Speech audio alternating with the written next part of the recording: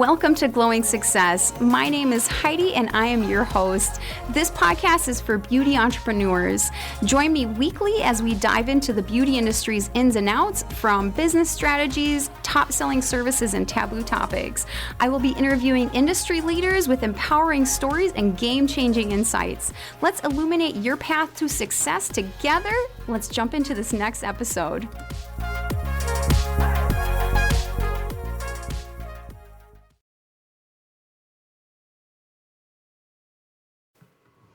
Welcome back to Glowing Success. Today, I am going to share a little bit about myself. So I'm going to get a little vulnerable with you guys and share a little bit about how I've moved recently and my downsized story. So if you are thinking about moving, or if you are thinking about downsizing your business or change in general, this is a good episode for you guys to listen to, because I will be sharing a little bit about my journey and like maybe some tips and tricks of what has helped me, and just a little bit more about how this has all been going.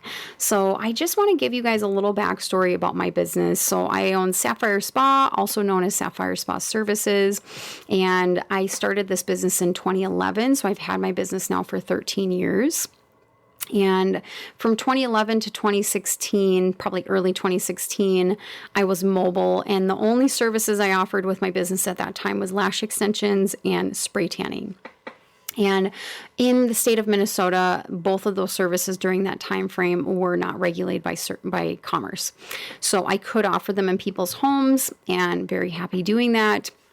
In 2016, the state of Minnesota regulated lash extensions. So that means I had to operate in a salon or spa that was licensed. I have been a licensed esthetician during that whole time. And I also worked in other places during the first couple of years I started my business. So definitely was doing a lot of things, but making it happen.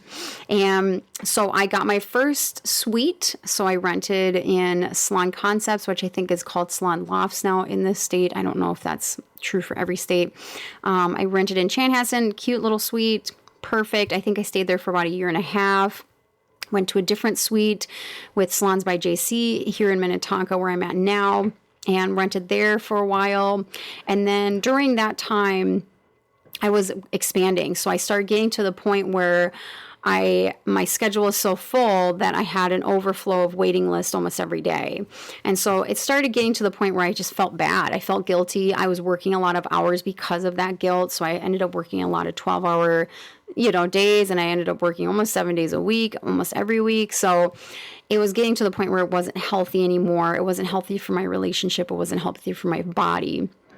So I will say, I was thinking about hiring, and it came about where I hired my first person. So essentially what happened with that situation is she worked when I wasn't there, and then vice versa, right? So over that time, I was like, okay, now I really want to expand. I want to have more people, more services, bigger, better. I started looking around, and actually I've been medically directed for a long time, and my medical director was located in a large office building just a couple miles down the road from where I was. And so throughout my journey of searching, I ran into a lot of problems of trying to add sinks places and being very expensive, just not seeing what I'm looking for. So I ended up talking to the doctor. I was medically directed, and I was like, hey, how do you like the building you're at? It seems really nice. And he's like, yeah, I like it. Da, da, da. So he gave me the information for the landlords, and then I ended up renting here, and I'm still in this building. So I ended up renting my last suite for the last 6 years. And really happy, totally expanded my business at that time. I had 3 treatment rooms and a large reception area, and, just going through the ups and downs of hiring, firing, what does that look like, managing a team in my own space, different inventory, different services, and so forth. So I learned a lot. And then 2020 happened. And I'm sure if you're listening, pretty much everybody's lives changed in 2020 in some way. So as a business owner, how it changed mine and how it affected me, I should say, was I really had to be cautious about things going forward. So I had to be cautious about what services I'm adding or what services I'm taking away, how I'm marketing, who I'm adding, like how much I'm working, so forth. So because clients were a little bit more tighter on their budget, people lost their jobs. People had a lot of different living situations. There was a lot of people who started doing services at home. The market really changed, and how you got clients and how clients really perceived services and how they paid for service and so forth. So I was a lot more cautious. Also, during this time, I started doing more coaching. So I have been in the beauty industry a little over 23 years. For most of my beginning part of that journey, I was front desk or management in salons and spas. So if you can imagine, I have a lot of experience. I have a lot of different types of experience in this industry before I even became a service provider or even became a business owner. So throughout my journey of just being in the industry so long, I've learned so much, and I want to share all of that knowledge with everybody, So I started naturally doing a little bit more coaching, a little bit more mentorship, a little bit more like Facebook group coaching and so forth. So I decided, hey, this is really something I'm passionate about. I really like this. I think I have a lot of knowledge that people really could utilize and gain success from. So I opened up my coaching business, which has been amazing. But through that process, there's just no way I could start a whole nother business and manage a team. And originally I had thought about hiring a manager. So I was like, okay, well, I can hire a manager, and then that person will run the service-based part of my business. And then I can really keep my focus on my coaching business and growing that.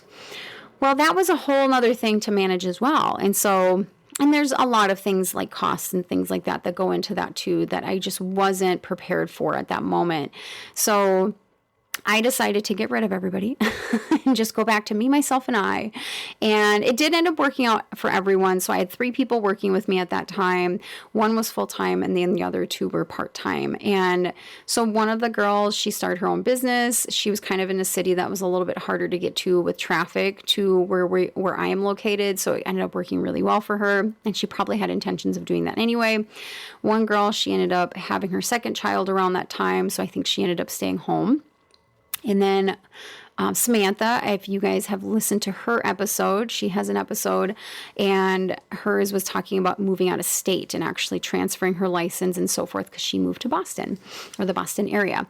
So it worked out for everybody. So I didn't leave anybody high and dry. I didn't leave anybody without a job, so forth. So that ended up feeling really good. So I did end up staying in my suite. So I had a 5-year lease to begin with. And then I did end up staying in that large suite for another year. And so it just ended up being less stress, more cost effective to stay there for another year rather than moving and finding another place and so forth. So I was very lucky that my landlords actually allowed me to sign a 1-year lease, because that's not very common for them. But obviously that year, that suite was way too big for me. So recently I downsized into a smaller suite in the same building. So I found a suite that was in the same building, which I'm very grateful for, because I love the area that my spa is in right now. It's really good for my service-based clients. It's really good for my commute. It's really, it's a nice area. So I wanted to stay here, and just, I'm used to these landlords, right? They know me, they know my business and so forth. So I got really lucky and I downsized. Now with all of that, so knowing all of that information, these downsizes and these moving and all these changes have not been easy. So I will say 2020 definitely helped me be adaptable to change, because, when you first start a business, you have an idea of what you're going to do. And especially as I was expanding, I kept on thinking, okay, I'm going to be doing this. I'm going to do that. I'm going to do these things. And obviously life swings you a different direction, right? And you need to be able to pivot. You need to be able to be adaptable and so forth. So I will say some of those skills were easier when I decided to downsize, because I've already been adaptable at that point. But moving recently was a little bit more challenging, because I had 1,100 square feet, 3 treatment rooms, a lot of time in there. I had 6 years in there. And then now I'm moving down to 400 square feet and just myself.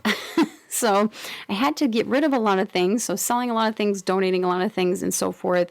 But I'm really happy I made all these changes. I've been very happy with my coaching side of my business. I've been very happy with just downsizing my space and not having this huge space that I'm not doing much with.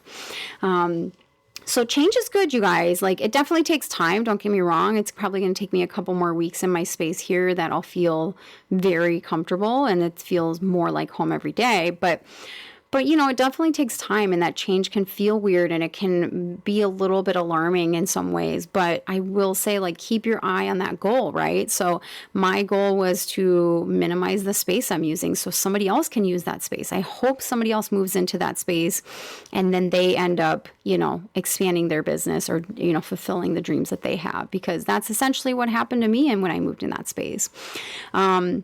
And now this new space I'm in is going to be transformative in so many ways as well. But I have been really happy sharing my background with other people. I've been really happy sharing like the things that I've learned, the things that work for my business, the things that worked, the things that I failed at, even with my coaching business. So if you guys are going through any changes, just know that keep that eye on the prize. So keep something in front of you. And I've even had people tell me they put Post-it notes on their mirror in their bathroom. They put things on their phone. They put, however you can keep your goals in front of you.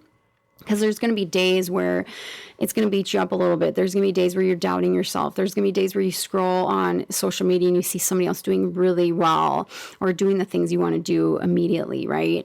You're going to see so many things that are going to make you feel discouraged about, am I making the right choice? Am I making the right decisions? And yes, you are. Know that. And so I keep my goals in front of me of like, this is why I'm doing the things that I'm doing. And I will say, like, you will have much easier time with adapting. You'll have a much easier time with that change. And honestly, those days that are hard are just going to be few and far between. So keep your head up, keep focused, and thank you for listening.